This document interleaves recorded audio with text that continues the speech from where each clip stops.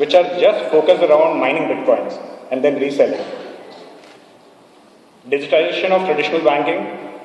Commonwealth Bank, one of the largest banks in Australia and a large HCL customer, they introduced an app called Catching, and it was downloaded 750 times in a year. About $4 billion of transactions were processed through it. Imagine.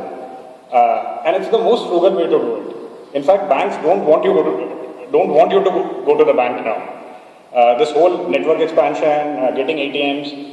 If you go to Japan, most of the banking is driven by NFC and mobile banking. And the day 4G takes off in India, I at least potentially see a huge play for 4G and NFC in India in the banking sphere. Interesting case study. Another one from one of my favorite countries for social and digital media, Australia. The reason why I say this is a lot of innovative thinking is coming from Australia in digital marketing. It's not Singapore, it's not New York, it's Australia. This is the Sydney Metro, and what they did is Melbourne Metro, and what they did is very interesting. They were seeing a lot of accidents on the metro, and they came up with this whole campaign called Dumb Ways to Die. It's a very funny video. If you go to YouTube, which is seen hundreds and thousands of downloads, it's a very catchy lyric. There is a website, there are games around it, and this whole campaign resulted in 21% reduction in accidents. You would have also seen the video from a famous airline, Virgin, on the safety video. If you can take a boring thing like a safety instruction and really, spin it, put it on social media, add catchy lyrics, your chances of retaining the interest and attention of Gen Y increases tremendously. 60 million YouTube views. Interesting statistic on YouTube. Less than 1% of YouTube videos cross 1 million views.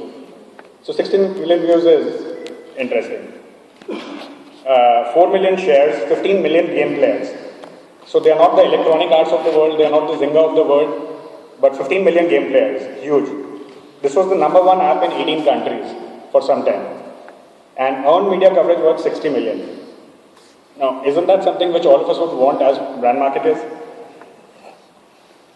The fourth case study is for a brand called Burger King. And Burger King is a very interesting brand. In terms of brand tonality, they're very direct, they're very in your face, they're not apologetic, they are totally irreverent. They did a very interesting thing in Burger King, Norway. They said, we'll give you a free Big Mac. And McDonald's is the largest competition. If you unlike our page, but we will ban you from our page. We'll give you a free McBurger, but we'll ban you from our page. And what happened is very interesting. They went down from 38,000 fans to 8,000. But they were okay with it. They said it's more valuable to stick to 8,000 fans, mine them, really develop exponents, loyalists out of them, than to stick to 38,000 fans and try to grow that. And what is interesting is there is a media study which was done, which shows that just 20 more engaged fans are worth more than 75 unengaged fans who've just liked you. I call it the rise of the super fan. A lot of brands drive reach on social platforms, go for reach acquisition strategies, pay agencies or their marketing teams dollars to drive reach. I think that's a very worrying trend, because what is happening is the rise of super fan. These are people who are really involved with your brand. These are just following your brand. Interesting HCL experiment which we did and which worked very well. One of the biggest challenges in IT is attrition. Second is retention. And third is how do you actually hire talent and actually get them to join you. Our industry phenomena is people take offer letters and often don't join. The business problem given to the marketing team was how do you reduce the alarming renegade and boost pre-joining engagement so that when employees or prospective employees whom you have given offers to join the company, they already know enough about the company, they can hit the ground running and they don't drop out and explore other offers. We gamified it, we created avatars, we gave them points and we launched the app. So every time you got a HCL offer letter, you still get it. You get it with a link to a game. You go and play the game, you get points. There are awards to be unlocked. There are mysteries to be chased. And overall renegade rate went down by 6% in a quarter, which is huge. 62% of the candidates who got the link played the game, and the chances of a non-player dropping were 10 times higher. So we reduced the renege rate of people who played the game by 1/10, which was very interesting. Another thing which we are doing, which we've just launched yesterday, is we are holding one of the largest interviews totally on Twitter. In fact, the offer letter is also going to be released on Twitter. And we just launched it yesterday. And the hashtag is coolest interview ever. The site is called coolestinterviewever.com. And you will see this happening in a huge time.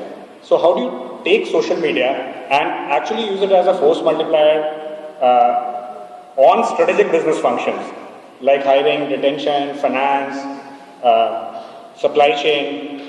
And I'll show you an interesting video now.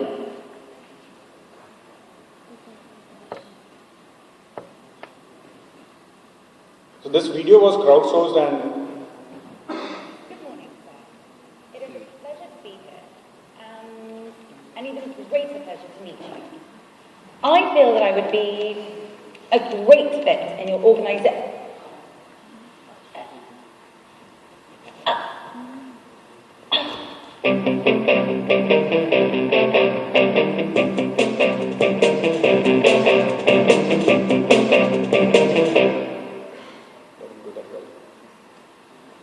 Let me show you one more.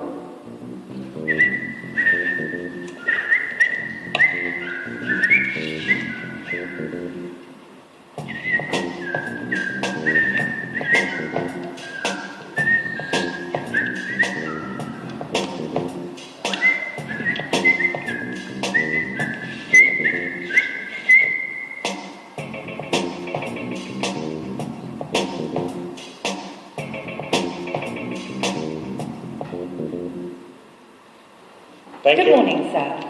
It is a pleasure to be... It was a pleasure speaking here, and thank you.